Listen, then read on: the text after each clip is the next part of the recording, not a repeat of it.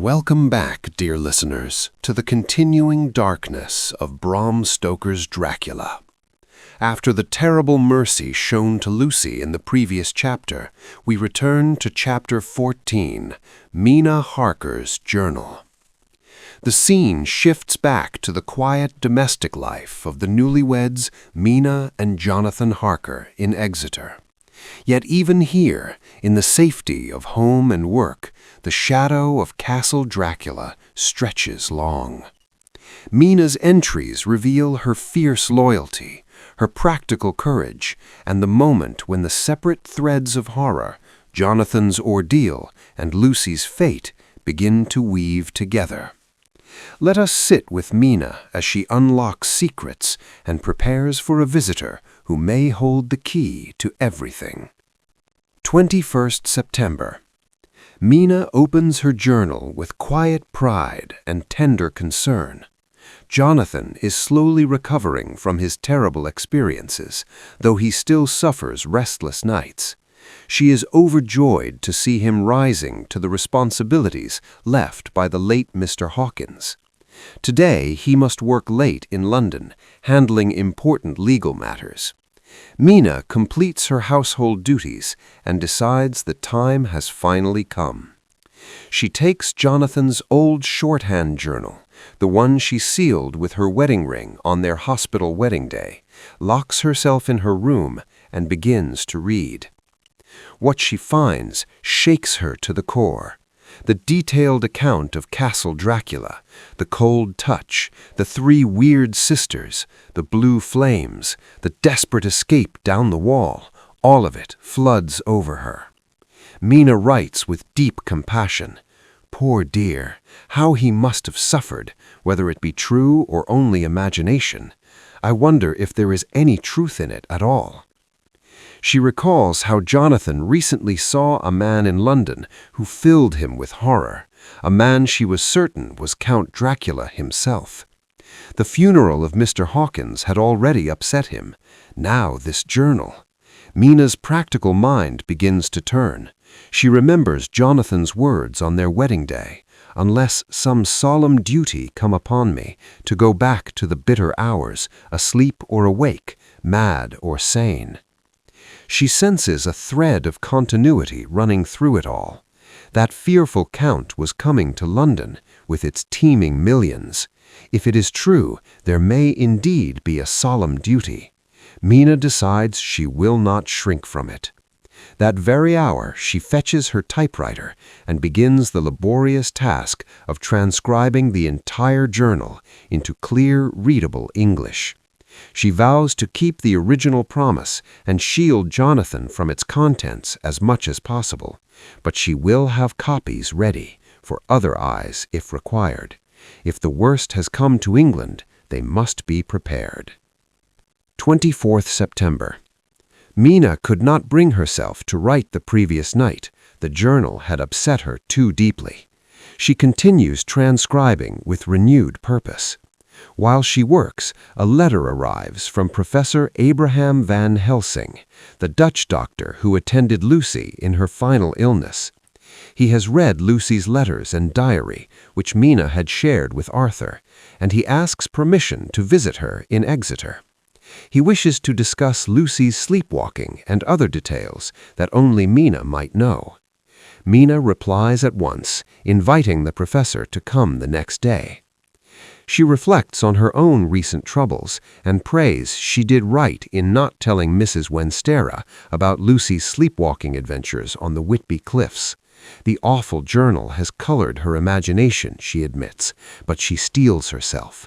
I shall try to record it, verbatim. Here was a rare interview. I shall try to record it. 25th September. The day of the meeting arrives. Mina feels terribly excited, yet nervous as the time for Dr. Van Helsing's visit draws near. When he arrives, she is immediately struck by his presence. He is a strong, kind-faced man with a heavy Dutch accent, piercing eyes, and an air of profound intelligence and goodness. Mina senses at once that he is both clever and noble. They speak first of Lucy. Mina shares everything she knows about her friend's sleepwalking, the night on the cliff, the strange bat, and her own growing fears. Van Helsing listens with intense attention, calling her words sunshine that help open the gate to understanding. Then, gathering her courage, Mina brings out the typewritten copy of Jonathan's journal. She explains its contents and her reasons for transcribing it. Van Helsing is deeply moved. He reads portions eagerly and later returns the manuscript with a note confirming its truth. "This is all true. The experiences your husband recorded were not the ravings of a sick brain. They were real." When Jonathan returns home that evening, Van Helsing speaks with him gently but firmly. He assures the young solicitor that his eyes and ears did not deceive him. The doubt that has haunted Jonathan begins to lift. For the first time in months, a great weight seems to ease from his shoulders. He feels validated, strengthened, and ready to face whatever comes. Mina watches with tearful relief and quiet pride. She writes, "Please the good God, all this sorrow and anxiety may lead to a good end. Dr. Van Helsing must be a good man as well as a clever one. When he comes again tomorrow, I shall ask him about Jonathan, and then, please God, all this may lead to a good end." The chapter closes on Mina's growing sense that their separate sorrows, Jonathan's imprisonment and Lucy's tragic death, are connected by one monstrous thread: Count Dracula. The solemn duty she feared has arrived. She, Jonathan, and now this remarkable professor stand on the threshold of a greater battle. That was Chapter 14 of Dracula, a pivotal chapter of quiet courage, intellectual awakening, and the first true gathering of forces.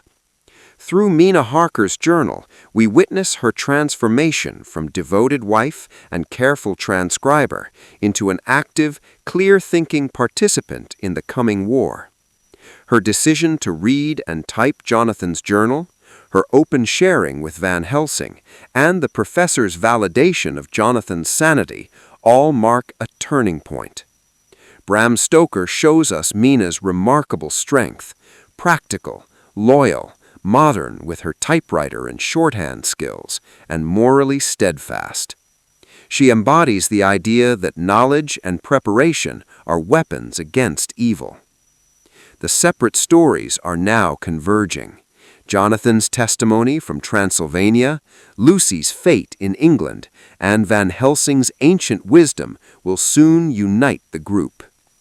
The Count walks in London, and the hunters are beginning to arm themselves with truth. Stay with us for Chapter 15, where Dr. Seward's diary resumes and the full alliance begins to form as they confront the terrifying reality of what Lucy has become and the greater threat still at large. Thank you for sharing these intimate and decisive pages with Mina. If this chapter filled you with a sense of gathering purpose or sent a fresh chill through you, please like, subscribe, and ring the bell so you never miss another entry from these journals of courage and terror. A solemn duty has come upon them, and they will not shrink from it. Until next time, keep your typewriter ready and your mind open to wonders both old and new.